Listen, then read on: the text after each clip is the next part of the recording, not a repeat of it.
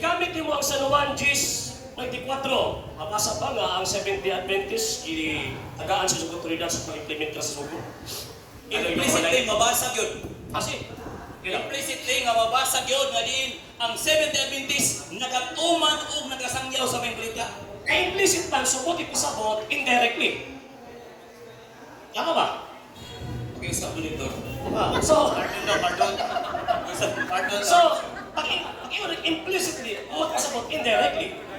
Yes. Mabasa na ito na sumala sa Biblia nga din ang dili lang mga Israelita kundi mga Kristohanon. Unsang sita sa Biblia, kapitulo, bersikulo, na naghatag og suporta, letra por letra mabasa nga ang Seventh-day Adventist implied di pasabot sa San Juan 10:24.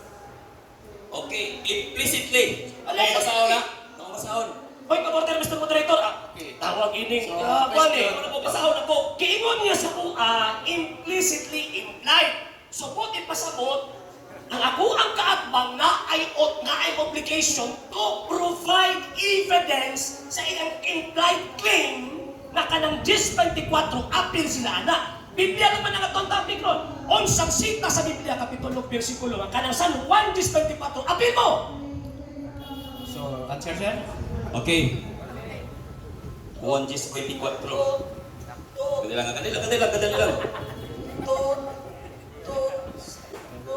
Kanang gitawag ni mo nga 1:24. Wala ko nagamit anak. Okay, at least na naka-record na eh. Ako Wala nag-i-take ko nagamit anak. Next question, St. Matthew chapter 5, verse 7 and 13. Moderator. Natin palaod. Alright. Muto pa with clarification. So, Respect pa. Kasi qualification, qualification. qualify. Oh, paabot sa 30 seconds. Di man makita na to ang gitawagan ni ba? Ito ang Sige, plan sir. niya ba? Oh. Una sa tanan, nindot imo pangutana. Ang problema lang, wala mi haong sa akong gigamit. 1:24. Wala ko nagamit ana. Ikaduha, kailangan imong bukagon ang akong stand. Recorded. Ayaw pagpataka o Next question. magamit. Sige, sunod po. St. Matthew chapter 5, verse 7 and 13. Di ba yung nagigamit? Ano to? Di ba, San Mateo 5, 7 o 19, yung Oh, nagigamit? gigamit ako na. Kana. May mabasa ba sa 5, 7, 19? Mississippi. Clarification. 17. Mississippi pa mo sa 19. Kana. May mabasa ba sa San Mateo 5, 19 nga ang Seventh-day Adventist kay tagang otoridad sa Diyos aron magpatuman sa atong ipamahulay? Naay mabasa implicitly. Okay. Kaya ano, ang gibas mabasa to diya bisan kinsa dili unggoy. Okay. Abot lang ka sa lamin kung unggoy ba. Ang Kay way saksita sa labot. Biblia, kapitulo, bersikulo, kay Biblia lang man ta. Maka ng word nga bisan kinsa, Biblia, so Biblia, apil ang Seventh-day Adventist. Yes, klaro kayo igsoon. Okay, akong pasahon ha. Exodus 20 Gs. Apan ang Objection, ikapito. Mr. Moderator. Okay. Wala pa nangutan ng Exodo. Ang ako pangutan niya, unsang sita sa Biblia, kapitulo, bersikulo, na alang San Mateo, kapitulo 5, 17 hanggang sa 19, apil ang Seventh-day Adventist sa word nga bisan kinsa. Okay. Dili na lang ta sa imo nga side. Gitawag og Mateus Mateo 5:19. Ako pasahon na. Hindi man na, imo man sitas Kung nila. gani, basang nila po. Kay, sapaw mga, ay, sapaw niya. Bawal ba yan na? Tungod ni inibisan kinsa, klaro kayo. Implicitly. Mapatanong mo Mr. Moderator, mapatanong mo ko, kanang word nga bisan kinsa ba? Unsang sita sa Biblia, kapitulo, bersikulo, Sitas na ba? apil din ha ang Seventh-day Adventist. Sitas! Ano, sumaon kanina akong bibasa. Ayaw pa ba? O kanina, Sitas! Mateo 5:19, yun sa niyong pagsabot. Wa pa nang tanong si pagsabot. Oo, Ano kanina. pangutana ba? Simple kayo ba? Okay, nang tubang Ang 5. 5, 17, 19, imong ka kanang word nga bisan kinsa, imong gi-interpret apil ang Seventh-day Adventist. Kana ang atong ebidensya, Biblia lang man ta. Unsang sita sa Biblia, kapitulo, bersikulo, na kanang bisan kinsa din na sa San Mateo 5, 19, apil ang tawag ng Seventh-day Adventist. Okay, tubag. Sumala sa kong tubag ay na, balik-balik lang ta. Implicitly, klaro kayong gingon dira, Ay, Mr. bisan Moderator. kinsa. Sa question. Mr. Moderator, Your question. Mr. Moderator, tawag ini ako ang ipapugos ang tubag. Gihabiran na niya ang word nga bisan kinsa. Gipangita na ko ang ebidensya niya. na kanang word nga bisan kinsa apil ang Seventh-day Adventist. Nga amo ang topic kay sumala lang man sa Biblia. Basahon na karon sa Biblia nga kanang word nga bisan kinsa apil ang Seventh-day Adventist. Sumala sa Biblia. Okay, sir. Iklaro na ko ha.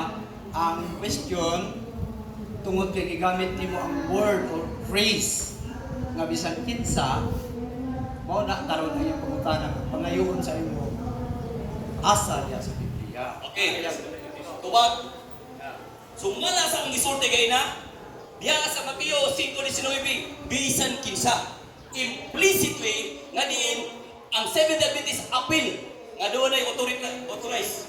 Mr. Moderator, Okay. ako ang Ano naman kayo na, Moderator? i-pursue, Mr. Moderator. Okay, okay. Ako ang tawag in-question. So, clarification, ako Sige, sir. Alam sa kuha ba? Given na gigamit niya ang word nga bisan kinsa. Gigamit niya ba ang word nga bisan kinsa? Gi-interpret niya, appeal din ha ang Seventh-day Adventist. Objection mo dito. Okay ko sa iya ha. Okay ko sa iya. Magkano sa mga references? Objection mo, di pa naman. Ang akong pangunta na simple, Biblia lang matagat ang atong gigamit karon. Unsang sinta sa Biblia, kapitulo, bersikulo, na kanang punong bisan kinsa nga nasulat sa St. Matthew, chapter 5:17 to 19, apil nila ang SDA. Objection mo dito. Okay, so there's objection. Okay, state your reason for objection. Ako klaro. Nagbalik-balik naman ta. Nangayo siya bersikulo. Ako nang gihatag ang Mateo 5:19 kimo man na yung gigukon niya. Pero kung litra por litra gid nga mayon ka na Seventh-day Adventist dili na nakao. Wala. Kay implicitly ang gisulti niya. Counter objection, Mr. Moderator. Thank you. So, Counter objection, Mr. Moderator. counter. Mag-counter ka, Mr. Moderator. Nga naman, pinakauna, sa kanang gingon, given na ang singing, mo man ang basis. St. Matthew chapter 5:17 to 19. Mo man ang basis. Mo na ka mag-arguan karon. 7 minutes. O niya, ang iyang tawag ka ng interpretation, gisunod niya St. Matthew chapter 5:17 to 19. Kay pangitaan na kag ebidensya nga mosuporta sa imong claim nga apil ang Seventh-day Adventist sa word nga bisan kinsa. Unsang sinta sa Biblia kapitulo 3 ka ng word nga bisan kinsa apil ang Seventh-day Adventist. Sitas na sa Bible, word for word, ito din namin na bisan kinsa. Apil ang Seventh-day Adventist. Notification ko moderator. Tungod ba kay sa Mateo 5:19 nga nakita diya nga bisan kinsa gusto niya lain na pud nga verse. Mao ba na yung punto niya? Siguro. Kay mao man ako tubag yun, niya magbalik-balik man. Ako rin mag-aaral siya mo dito. Kasi ang word na Seventh-day Adventist, implicitly akong tubag. Implicitly daw Ang yung problema tubag. kung Implicit. nakasabot siya, wala. Lagi. Nakasabot ko sa word implicitly. Okay. Indirectly ganino.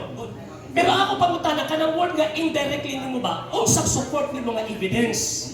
Na kanang word nga bisan kinsa apil din na ang Seventh-day Adventist sumala sa Biblia. So sir, buti pasabot na sir kung mag-ingon o indirectly, di ba? Indirectly or explicitly. Nasa ebidensya. So dapat, kurang anak ba nga na kay empirical and other ano. Yeah. O gani akong tubag, moderator o negative. Akong tubag gani negative, dili explicitly. Implicitly. daw, okay. Klaro kaya. Negative. Negative, no sa mga. Ang sakuha, di tawagin mo kami. So remaining time, Sunod po ka na, kanalisod. Naglisod ba gani ka? Sunod po ka na. so you have 6 minutes for remaining time. Okay. So karon, so ang pati pasabot, wala kay mahatag nga sinta sa Biblia nga kanang word nga bisan kinsa apil mo.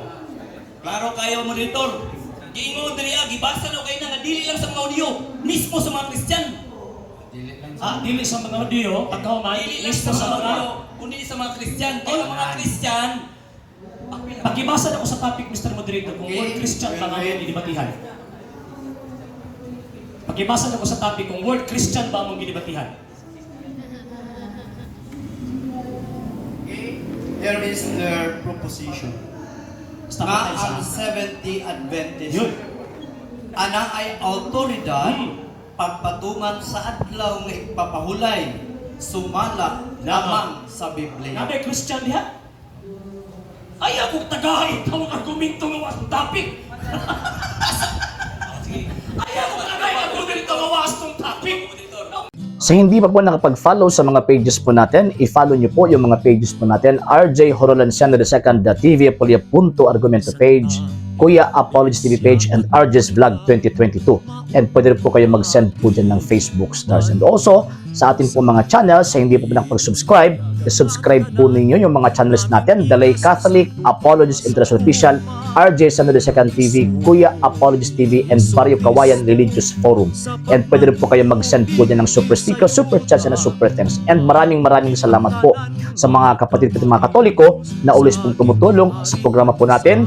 Maraming salamat po. Nang dahil po sa tulong at suporta po ninyo, ang programa po ito until now, andito pa rin po sa social media.